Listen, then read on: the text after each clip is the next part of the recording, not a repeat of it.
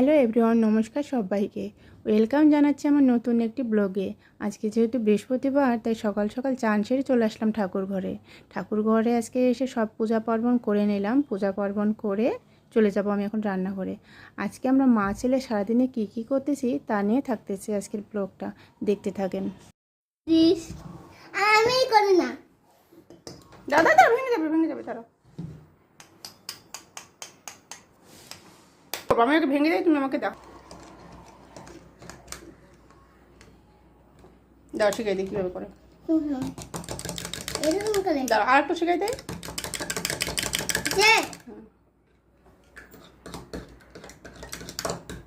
ডিম ভাজি দিয়ে ভাত খাইয়ে দেবো। আমার ছেলে নাকি ডিমটা ভাঙবো, কিন্তু ও তো ছোটো মানুষ ভাঙতে পাবে না, তাই আমি ভাঙে দিলাম। মাখানো এখন ডিমটা ফেটিয়ে নিচ্ছে। বা হয়ে গেছে, দাও। ঠাকুর কী করবো বাবা?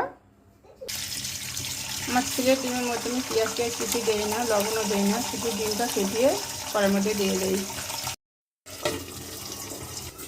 এদিকে ছেলের জন্য ভাতটা বেড়ে নিব। আমি আজকে রান্না করেছি আলু ভাজি, শাক ভাজি, আর এখানে হচ্ছে চাল কুমড়ার তরকারি।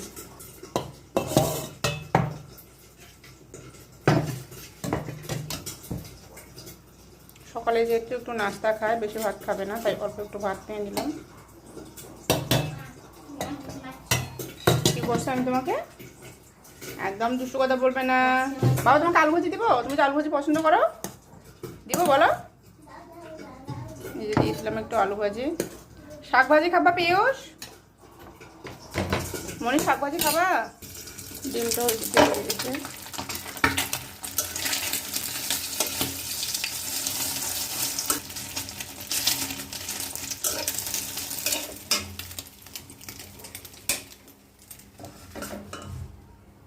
দাঁড়াও, যাচ্ছে। এই যে এখন ওর ভাতের থালা নিয়ে গেলাম। এখানে আলু ভাজি আর ডিম ভাজি আর ভাত, একটুখানি হালকা লবণ দিব।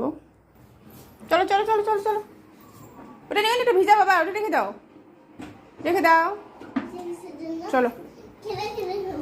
আচ্ছা খেলে খেলেই খাও, তুমি খেলে খেলেই তো খাবা। কি অবস্থা করছে দেখো তো। সোফার কভারগুলো কালকে সব ধুয়ে দিচ্ছি, পরিষ্কার করছি। কভারগুলো না শোকা পর্যন্ত আমি লাগাচ্ছি না, এই জন্য সোফার অবস্থায় এরকম আমার। বাবা খেয়ে নিবা একা একা? আচ্ছা।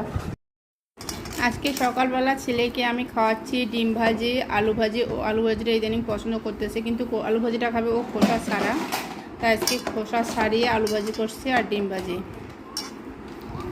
বাবা নিয়ে নাও।